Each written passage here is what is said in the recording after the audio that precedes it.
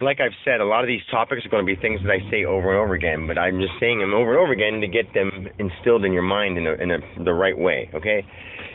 When I said that it doesn't matter what vehicle you take, like what body, what avenue, what religion, what shape or form, grass, blade, whatever, no matter what avenue or vehicle you take, God doesn't care how you get to him. But the only catch with that is everything is real in some kind of plane of existence, in some kind of dimension. And if you're a Christian and you die fully believing that you're a Christian, you're going to go to your Christian God, you're going to be judged your Christian way, and you're going to live in that plane. Not only is there the 7 or 8 planes, there's dimension, like there's multiple, like when they say there's infinite dimensions, that's why. There's infinite dimensions of spirituality, there's infinite dimensions of causality, there's different dimensions of actuality, there's different dimensions of your personality. Are there not? Tell me that isn't right, okay? I'm trying to put it in the best words I can, but say the true God that is above and beyond the word Christian, that is above and beyond the name Jesus, that is above and beyond the word God, the true essence of creation, the thing that's above all words, that has no way to define because it's everything about everything, and to define it would be putting words that you can't, like it would be trying to define something that is more than that. You know, you can't have its complete totality all wrapped up in one. But if you get to God, your version of God, in whatever religion you do it, then you're going to feel that you're right. And that makes sense, and I understand it. So the difference between me saying that your religion is wrong and you saying that I'm completely wrong, like your religion is wrong in a human sense. God says that everything is right. Everything is right because in some kind of platform, it's real. In some kind of plane, it's real. I mean, don't tell me that you don't know being a Christian is real, whether you're a Catholic or whatever they call it, non-denominational. If you're not that, you still know that there's people out there that call themselves Christians. So that's a real thing. Just because their belief system isn't the total truth, the whole truth, and nothing but the truth, nobody knows it. So whenever you say you're telling the truth, you're only telling the truth from the angle you know of in your life as truth.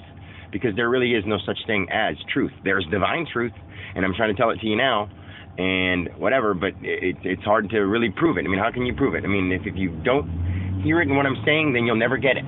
You'll never get it. But I'll keep trying to say it in different ways, so one day that one thing you hear will go boop in your head, and you'll be like, oh, divine truth. I know what he means. Real is real right here.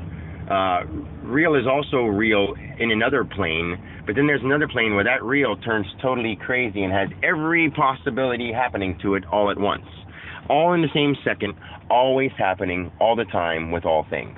And I know that's hard to believe, but once you understand it, it doesn't mean that you're seeing things constantly, scaring yourself. I mean, you can have that happen if you don't understand it. Once you understand it and you get in control of your mind, you actually have to work your brain power first and understand what computer you're working with, and then you can go into it and start tapping the internet of your mind. But until you do that, you're going to end up scaring yourself, confusing yourself, or leading yourself to believe a truth that isn't the whole truth, which is okay. But at the same time, if you do it and it ends up in a negative way and it causes negative things to happen, if you're Christian and you tell enough people to become Christian, they never get to be completely part of the light. If you're Catholic and you're compelled inside, the Lord tells you, and Jesus is telling you to get into the souls of other people and let them spread the word of divine light. Well, all those things are true except for the fact that you're going through it in a religion. You're going in a religion to say that this is the way that it's done, and it's not. You can have it happen. You can have it happen when you're near death because you fell out of a tree. It has nothing to do with any religion or any form of the God that we've made it. It has to do with actual stuff. You fall out of a tree and you almost die and you're in the hospital. It's not because Christian God all of a sudden decided to go to the hospital and save him.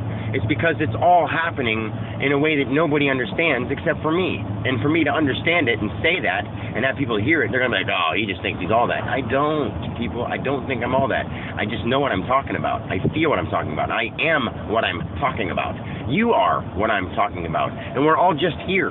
We're all just here. We're in the ocean, being little raindrops in the ocean. We're all a little raindrop from the ocean, not wanting to admit that we're the ocean. The closest we've gotten is saying that we're fish in the sea when we are in fact the sea itself. I love you. I'm pulling up to a stop, although on my day off I'm going to say, hey, this is my plan. If you don't want it, then I won't do it. So I love you guys, and I'll talk to you later.